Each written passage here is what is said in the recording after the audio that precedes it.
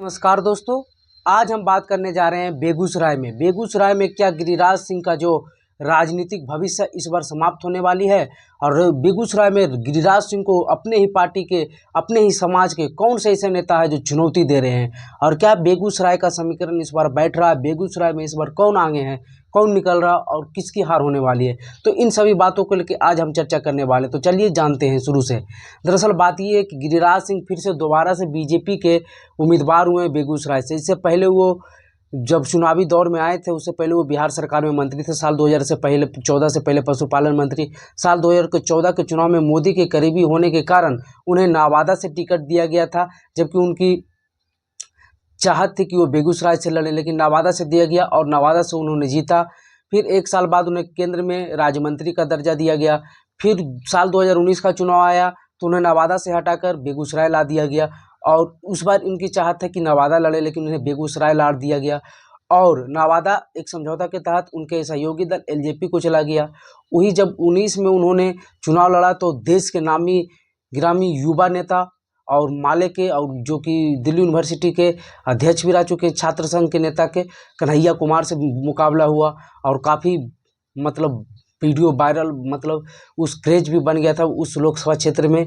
जब दोनों चुनाव लड़ रहे थे हॉट सीट बन गया था, लेकिन 4 लाख वोटों से हराकर कन्हैया कुमार को, बीजेपी को एक बढ़िया रिजल्ट दिए और फिर से उन्हें इस बार केंद्रीय मंत्री बना दिया गया, जिसका परिणाम उसके बाद जब साल 2024 का चुनाव आने लगा, उससे पहले ये चर्चाएं थी कि गिरिराज सिंह का टिकट कट जाएगा। और बिहार में बीजेपी के बहुत बड़े बड़े नेता जिनका उम्र हो गया है या कुछ तो 3 बार सांसद रह चुके, उनके नाम की चर्चाएं थी, लेकिन कटा किसी के नहीं। सिर्फ एक बड़े नेता में टिकट कटा तो अश्विनी कुमार चौबे का, और किन्हीं का नहीं। चाहे गिरिराज सिंह हो, रविशंकर प्रसाद हो या राधा मोहन सिंह हो, आर.के. सिंह हो, राजीव प्रताप रूढ़ी हो, इन सभी में से सभी का नाम चल रहा था, लेकिन कटा किसी के नहीं।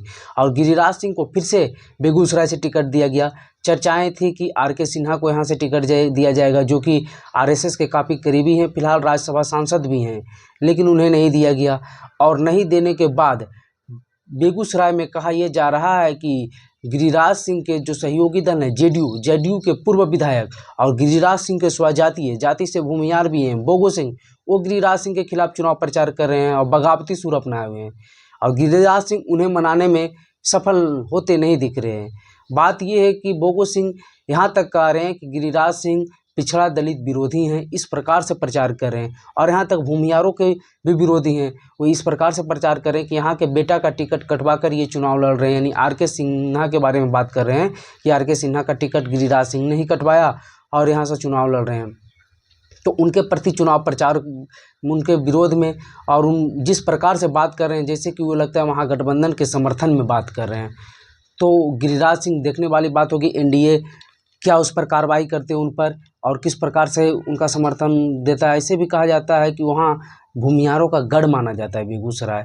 तो क्या गढ़ भूमिहारों के किला बचा पाएंगे या नहीं, और बगावती सुर वाले जैसे एनडीए उन्हें क्या कर पाएंगे। वही हम बात कर लेते हैं महागठबंधन के उम्मीदवार के बारे में जो बेगूसराय से हैं। तो वो हैं सीपीआई के, यानी महागठबंधन की ओर से सीपीआई पार्टी के अवधेश राय। पिछली बार यहाँ से कन्हैया कुमार थे इसी पार्टी के, और उन्होंने बाद में कांग्रेस ज्वाइन कर लिया। तो कही जा रही थी कि ये चुनाव लड़ेंगे, लेकिन इस बार कांग्रेस ने इन्हें बेगूसराय से टिकट ना देकर दिल्ली में भेज दिया मनोज तिवारी के खिलाफ चुनाव लड़ने को लिए। तो अब अवधेश राय हैं, जाति से यादव हैं, यादव भूमिहारों के गढ़ में महागठबंधन ने यादव कैंडिडेट दे दिया है। अब यहाँ के जातीय समीकरण देखना होगा, यादव भी वहाँ अच्छे खासे हैं।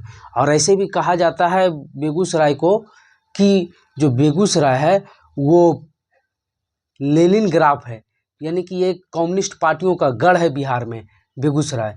तो ये भी देखने वाली बात होगी कि बेगूसराय किस प्रकार से अपने कम्युनिस्ट पार्टी अपने गढ़ को बचाती है और यादव कैंडिडेट यहाँ से निकल पाते हैं। हालांकि यहाँ भूमिहारों की संख्या अच्छी खासी है और एनडीए जो गठबंधन है वो काफ़ी मजबूत दिख रहे हैं। उसमें कुशवाहा, कुर्मी और चिराग पासवान के साथ दलित, मांझी जी के साथ दलित, तो इन सभी वोटों का समीकरण देखें तो गिरिराज सिंह आगे निकलते हुए दिखते हैं। लेकिन अवधेश राय जिस प्रकार से यादव हैं, उनके साथ मुस्लिम हैं।